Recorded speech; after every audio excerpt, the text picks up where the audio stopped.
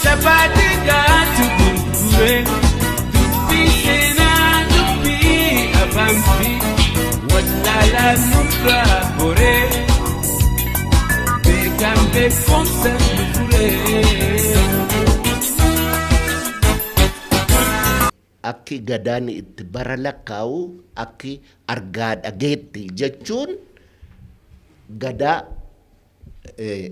torbaniin gadaan torbaniin hin mara bar gadaa miti guyyaan torbaniin hin mara miti torban immoo afur malee hoggaa ji'i dhalattee goobantu ji'aan maree ji'i immoo ji'a 12 waggaa ta'e waggaan immoo waggaa 8 gadaa ta'e gadaan immoo si'a 5 yayyaba 5 gaafa guuttatu waggaa 40 gadaa abbaa ta'e 40 kun si'a 9 waggaa maru 60 gadaa biraan yayyabamaa. Waa'ee seenaan Oromoo akka the status of Oromo studies. Inni jedhu kuni maaltu jira katabbiidhaanis documented wanni ta'e Oromoon hamma ammaatti maal qaba jedhu ilaaluudhaafi periodii sadiitti addaan baafnee ilaaluu dandeenya. The period of travelers, European travelers waan jedhamu kana dhageessanitti hundi kanan dura. European travelers kuni actually I call them wanderers, European wanderers, fortune seekers.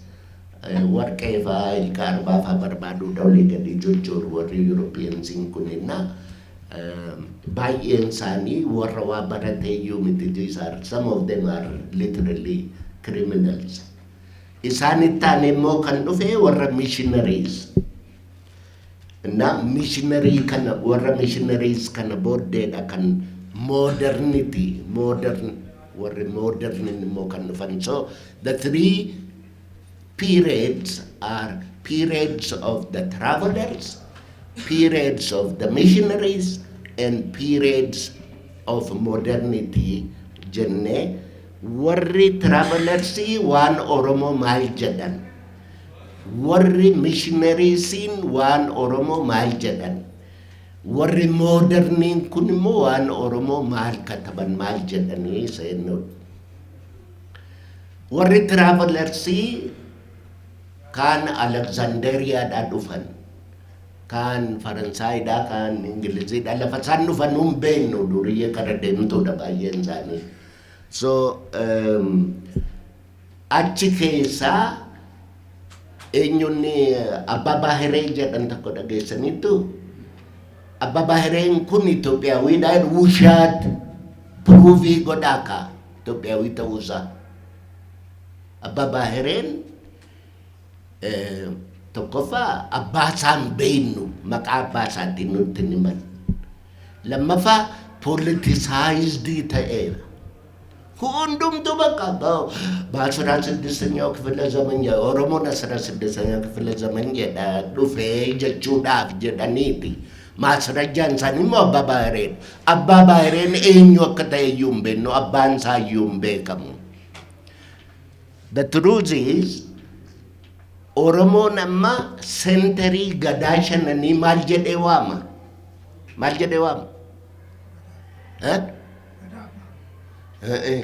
centuriinsa Finfinneedha.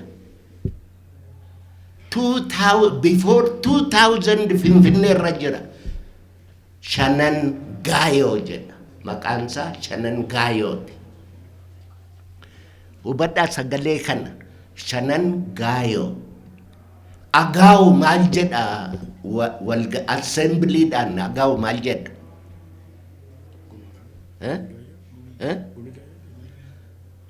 Gumii Gaayoo kan Booranaati. Kun lafa gadaan shanan isaanii iyyuu dhufanii itti wal gahan Finfinneeni Shanan Gaayoo jedhama. Agaawu immoo Shangoo'edha. Argita shan routiinsaa shan because the two are Cushitic. Agaus Madagascari dhufeereeyos.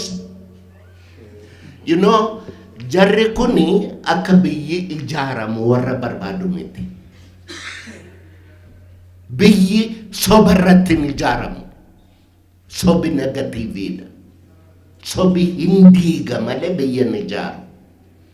Dhugaadha kan biyya ijaaru. Dhugaan positiiviidha. Dhugaarratti ijaaru. Amma evidensiuma xinnoon isin agarsiisa. Utuu warri ethno-linguistics immoo afaan Agaw haxanaanii, afaan Beijaa haxanaanii, afaan Afar haxanaanii, afaan Somaalee, all these Cushitic speakers afaan isaanii utoo haxanaanii Oromoodhuma duwwaatu keessaa bahee utuu afaan isaanii ruutiin isaanii tokko ta'ee jiru Oromoo duwwaa keessaa baaftee Madagaskari beekuu warri afuuftuun kun Madagaskari eessa akka ta'e maaliin ceemoo Indian Ocean na kanaaf iyyuu logically yaaduu barbaachisaa. Yoo waan Oromoo beekuu barbaadan logikiin amma ani isin agarsiise cosmologiinsaa creation mythidha qabee deebi'ee ayyaanaan. Ayyaanni is a time concept. Time conceptiin kun kalendarii ta'ee kalendariin kun gadaa guyyaadhaan lakkaa'ee torbaniin lakkaa'ee ji'aan lakkaa'ee waggaan lakkaa'ee gadaa waggaa 8 lakkaa'ee gadaa abbootii waggaa 40 lakkaa'ee 49 lakkaa'ee waggaa 360. Is this clear? Yes. Thank you. So amma periodii adda addaatu ture kan travelers kan missionaries fi kan moderniitu ture jedha mee isa calluma jedheen afaan faranjiitiin isin dubbisa. Period of the travelers, during the period of the we could at least mention Abadi namicha Faransaayiti who collected 40 letters written in Oromo language with alphabet that is uniquely Oromo. Oromoon alphabeti ofii qaba yeroo Abadiin dhufe. That's 1800 keessa yeroo Abadiin dhufe Oromoon alphabeti kan ofii qaba. Alphabeti sanan dabdabbee tsaafame. Dabdabbee 40 olitu Ethiopian studies jira. Innotsu. Namatti nagarsiisan. Do you understand? Our historians would never tell you what these letters are. Who wrote them? Sila ka namiti ka natanamo ka. Alphabetiin kun eessaa dhufe nama sinitti mo jiru. Ethiopia fidal na barat. Oromoon Ethiopia miti fidal na baroko. Kan sana tanamo. Na kanaaf iyyuu seriously ilaaluu barbaachisa. Abadiin dabdabbee 40 ol kan mootiin Jimmaa Goojamitti katabe. Goojame gosa na fidala afaan Oromoo kanan afaan Oromooti walitti katabaa turan Jimmaa fi Goojam. Historians never bothered to examine this important document, leave alone studying the alphabet. Among the missionaries that wrote on Oromo, we could also mention Kraf namicha jedhamu, De Salviac, and who made significant contribution, although there are many others that made important contributions. Modern Oromo studies began with Haberland, a German ethnographer who made massive collection and published a book of over 1,000 pages. Betu Haberland, aku matsaaf isaa jiru namni beeku irraa isin miti warri tamaare. 1,000 oli matsaafi Haberland. Page 1,000 oli. and nobody is interested in studying it. Haberlandi, after studying the Oromo, by the way, Haberlandi yookaan ni haxanna'ee assistantii isaa ta'ee kan wajjiniin hojjete Baqqala Hayyii jedhama. Baqqala Hayyii warra boolee bulbulaa kan pirezidaantii cherchii warra adventistii kana ture Baqqala Hayyii. Na Haberland sana haxanna'eeti, he concluded in encountering the Oromo concept of Ayyaana, Haberland concluded that the Gala attribute magical significance to numbers. He was assisted by the late Baqqala Hayyii, born in Finfinne, behind the Bole Airport, Bole Bulbula. This was followed by the study of the Kallu institution of the Machagala by Karl-Erik Knudsen, a Swedish ethnographer who described the Kallu institution in detail. At the center of his thesis was the Oromo concept of Ayyaana. Knudsen Kallu institution yeroo haxanna'e waa'ee Ayyaana peejii 52 katabe. Knudsen was assisted by Dinsa Lepisa Abba Jobir. Dinsa Lepisa Abba Jobiri Radati Knudsen Kanture. Dinsa Lepisa Abba Jobir, himself from Ambo, who later wrote a thesis in law at Addis Ababa University, thesis insa Seera Caffee Oromoo jedha. Dhaqaa dubbisaa waaqa sodaadhaati. Yoo of baruu barbaadda waaqa sodaadhaa karaan gara biraan hin jiru dubbisuu malee karaan of baran. Na Dinsa Lepisa Abba Jobir should be celebrated. Safarii godhee du'e namichi kun itti duulanii.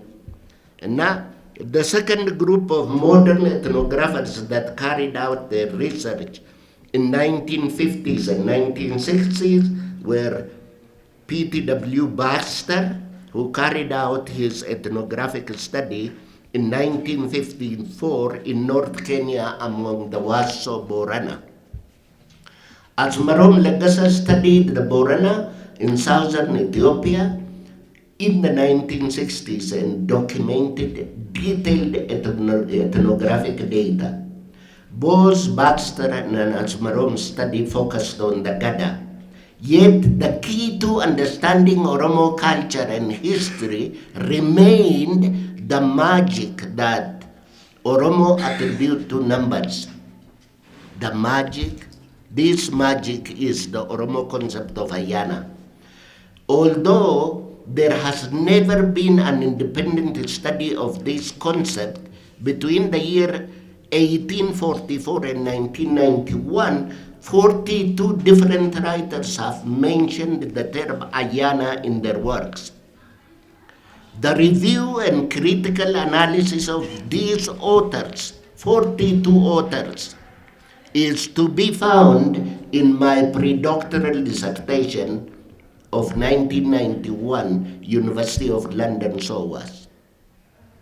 In this pre-dissertation,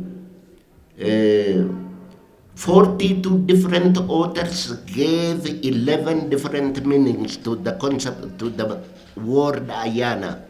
Even Asmarom Legasa, whose work has now become classical in Oromo studies, designated Ayyaana as a spirit possession that is marginally related to the subject, while designating Ayyantu as timekeepers. I do not believe that Asmarom failed to see the unicity between Ayyaana and Ayyantu. Akamitu Ayyaana ni spirit possession yette, Ayyantu danimo time reconerseta. My own interest in anthropology and Oromo studies began when I met a Swedish anthropologist by the name Per Ernest Roberg, who provided me with all the basic books introducing me to anthropology. This led me to reading anthropological documents such as Hall Pike on the Conso, Kaleri Kunison on the Kalu Institution, Three Approaches to the Study of African Society, the Gadaa, by Asmarom Lagasa. I finally got attracted to anthropology and became assistant to Reverend Lambert Bartels, who was carrying out research on Oromoo religion among the Oromoo of Western Mancha, located in my birthplace in the Midolo. However, my first serious encounter with Oromoo concept of Ayyaana was when I met Jimale Dima. Jimale Dima was an Ayyantu from Dundee area in Ambo. He was the grandfather of Abdisa Turune's wife. Abdisa Turune was an Oromo and a mathematician. I met Abdisa in Nagelle Borana in 1968. At the time, he was on a University National Service Program. That was the year Wako Gutu, Aliye Chirri, Dubro Wako Lugo made peace with the Ethiopian government.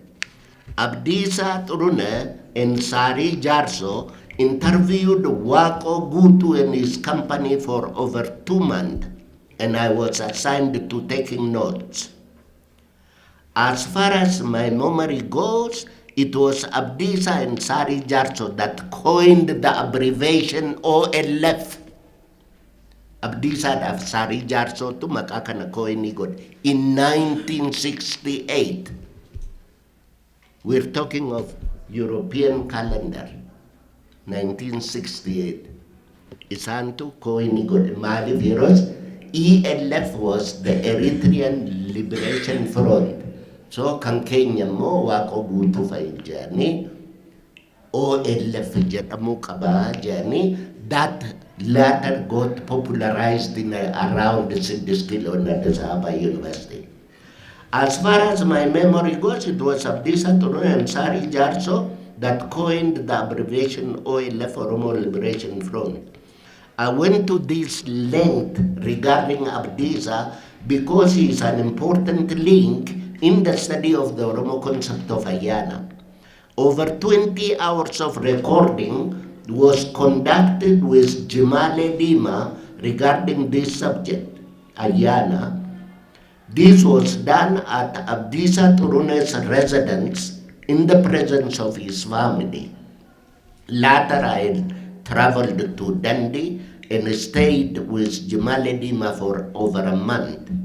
We now have a total of 42 hours recorded interview with Jimale, deposited with the University of Louvain in Belgium. Abdisa was especially interested in the mathematical problems arising from the rounds of time in the Gadaa chronology.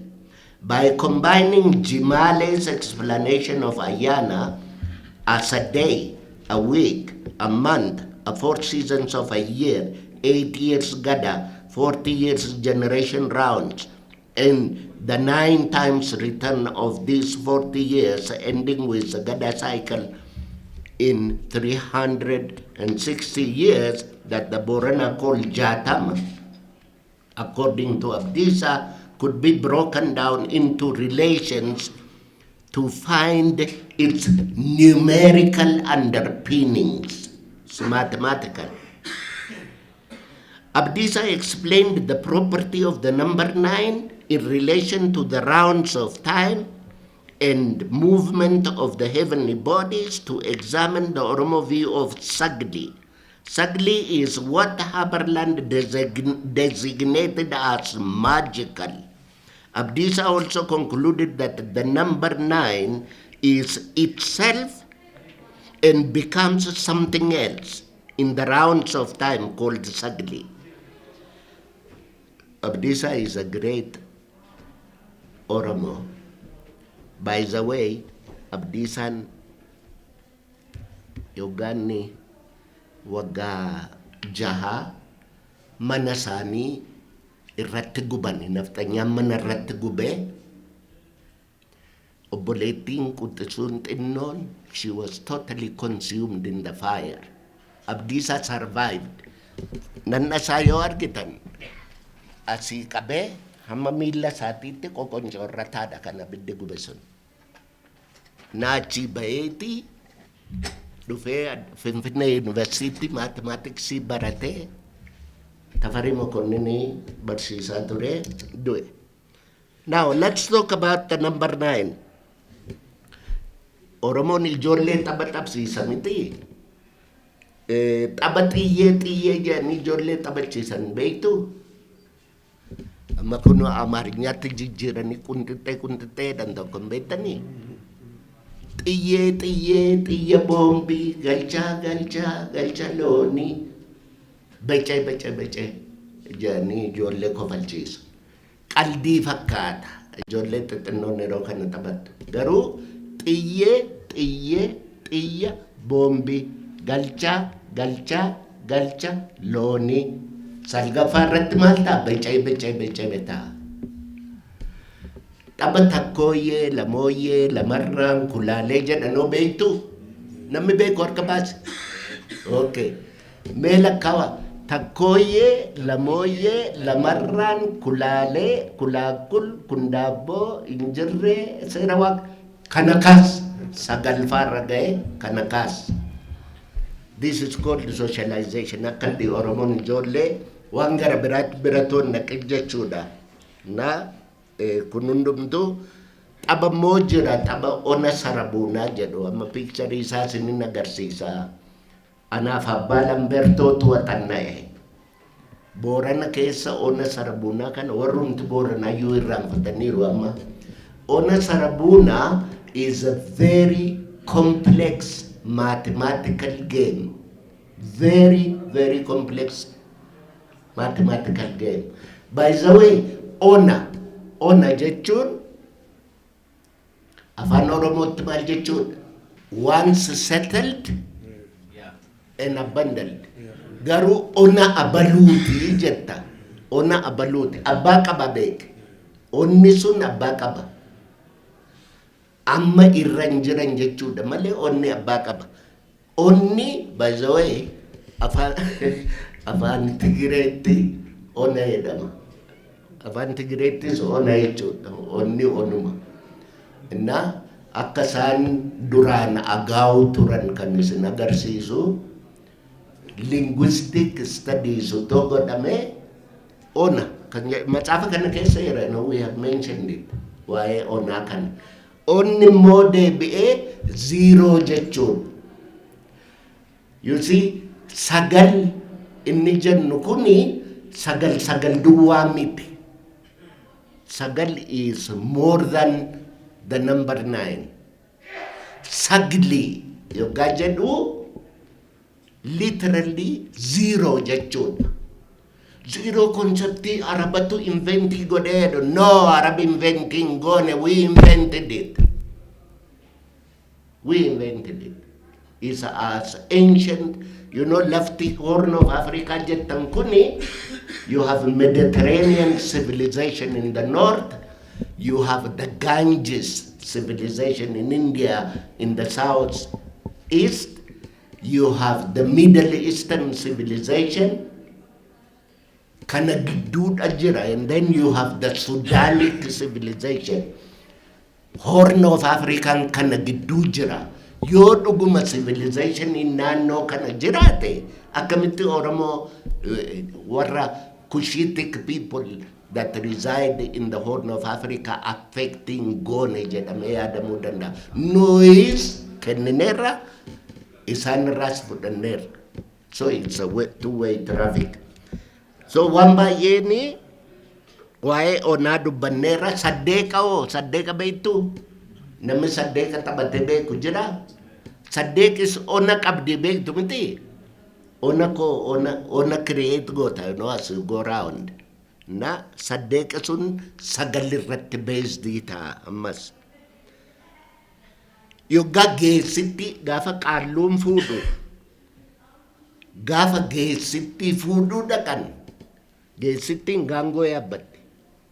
Garuu gaangoo sana kan ajjabu akkampanii godhu farda sagal. Farda sagal. Sagal kuni ittan deddeebi'a. It's very important. Ayyaanan sila sinitti me kun. Kan tokko yaa'u jireenya miti. Kan lama yaa'u jireenya miti. Kan sadi jireenya miti. Yoo warra lama keessaa tokko duwwaa fuunee warra sadii keessaa tokko duwwaa fuunee warra tokko yaa'utti daballee ayyaanni 18 ta'a. 27 ta'uu dhiisee 18 irratti. Kan irraa hafu meeqa? 9. So wanni kun meesajii dheeraa qabaa jechuudhaaf. The number of counselors salgan yaa'ii booraanaa jechuu beektu miti. Abbaa muudaa counselii warri godhan counselors of the abbaa muudaa nama meeqa? Hayyuu 9. Salgan yaa'ii booranaa jechaan sana. Yoggaa gadaa walirraa fuudhan guchiirraa koola buusisu. Fardaan ari'aniiti guchiin koola buufti. Guchii sana koola guchiitti walirraa fuudhu. Fardi ittiin guchii sana ari'an 9. Fardi ittiin guchii ari'an 9. Nama 9tu fardaan guchii ari'ee koola buusisa. Frederick Engels kan jedhamu dialectics of nature matsaafa jedhu keessatti oduu Oromoon waa'ee sagalii diskasii godhu dialectics of nature Oromoon jedhu inni native African story jedhetu referii godhu. Stooriin sun garuu Boorana keessatti rekoordii ta'ee jira. Frederick Engels waa'ee sagalii rekoordii godheera. Wanni tokko lakkaa'ee akkuma sila beca jennee akkuma kana kaas jennee sagal gaheetii waraabessi waa hundumaa riversii godhee 0 taasisa. Innaa wanni kun ina xannaamnee isin warri Oromoo fi hin jirtanis hin beektanii Oromoon kaas babbadaa jira. Akka inni badu immoo warra barbaadu jira. Akka wanni kun badu projektii uumanii hojjetaa jiru. Akka beekumsi Oromoo badu waan gara biraadhaan overlay godhan. Amma inni kiristaanummaa jedhanii sin barsiisan, islaamummaa jedhanii sin barsiisan, modern education jedhanii sin barsiisan kun maal beektu? Waan beektan waan ittiin isin wallaalchisanidha. Falfala jedhama. Barumsi gosa lamatu jira. Barumsi dhugaa waan qabdu waan barumsa ittiin jabeeffattu. Barumsi kijibaa falfala jedhama. Inni immoo waan beektu waan ittiin si wallaalchisanidha.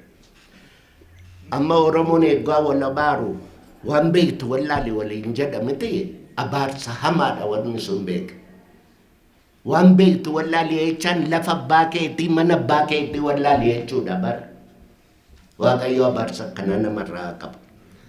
Anyway, Abdiisa, after producing over 500 pages of calculation, told Lambert Bartels that our understanding of the Gadaa can only be precise if we reduce all the relations that produces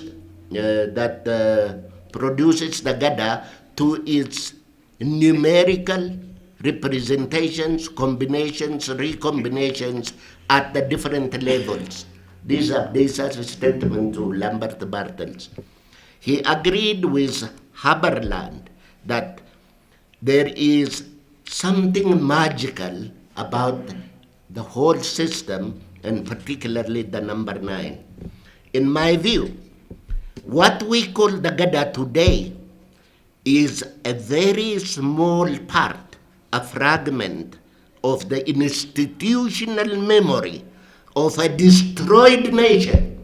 I repeat, of a destroyed nation. One is in a ragadaben night, and you days and want to know. It's like taking a water with a spoon from an ocean. This nation has lost its knowledge and it's a destroyed nation. This should be acknowledged by everybody, whether you are religious or a Christian or a Muslim, whatever. So, in my view, what we call Gadaa today is a very small part, a fragment of the institutional memory of a destroyed nation. In our book, The Sacred Knowledge Traditions of the Oromoo, Gammachuu Magarsaa in Anisa Kasam 2019, we have tried to highlight some of the important areas for the future research and hope that the emerging generation will learn something from our humble contribution. As things stand now, Oromoo studies have come to a dead end. Now, this is what you call status of Oromoo studies.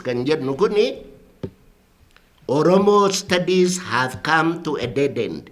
The old approach of recycling Ababahere has failed to explain the complexity of Oromoo culture and history.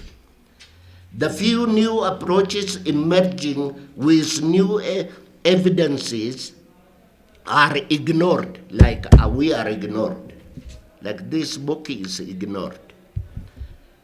The new approaches that come up with new evidences are ignored for political reasons. Thus, the status of Oromoo study could be explained as stuck. We are stuck. You are all stuck. In my endeavor to understand Oromoo culture and history, I have traveled through the lands of the Raya and the Cebu, the lands of the Macha and the Tulama, the lands of the Siko and the Mando, the lands of the Itu and the Humbanna. Finally, made an extensive recording of oral tradition among the Sabo and Gona, both in Kenya and in Ethiopia. In this endeavor, I would like to acknowledge the role played by Abdiisat Urune, who gave his life. Abdiisat Urune makakana akka barabaraan isinirraanfanne barbaada. Waan har'a keessa jirtaniif xinnoo ishee kan baatirii itti ibse Abdiisat Uruneet. And he died in poverty. Ijoolleen isaa lafa rafan dhabanii halkan taraarafu. You don't understand this. Manisa beta magisiama Sheraton garana manafashata isan achi udang keessa ture. Achi keessa taa'ee peejii 500 saafe harka isaatii Abdiisat Urune. Abdiisat Urune is a fighter. Namni tokko maqaa isaan dha'u har'a. Namni tokko maqaa isaan dubbatan. Sari Jarso, Somali, Ziad Barreta, Jason. Sari Jarso, Mogadisho, Jason. Salesa Jalobo Kofa Wajin. Shalaka Salesa by mind you. I would like also to thank the late Perane Stroberg, Jan Valdelin, for their unfailing intellectual and moral support in my long journey studying my own people. I also acknowledge Reverend Lambert Bartels, a true Christian.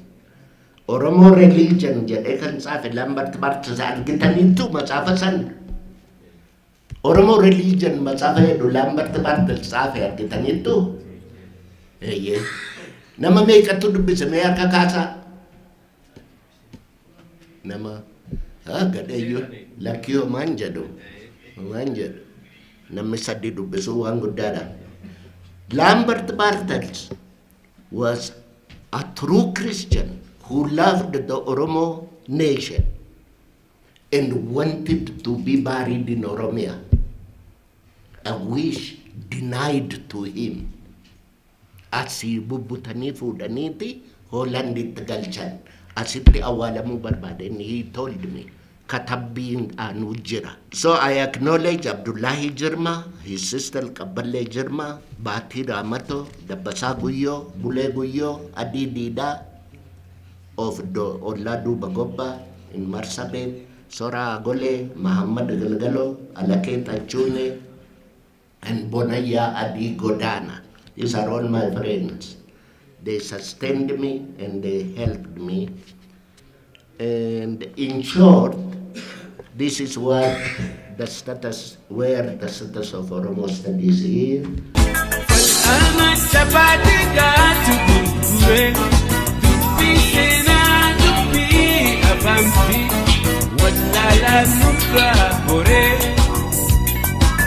Gambe fonse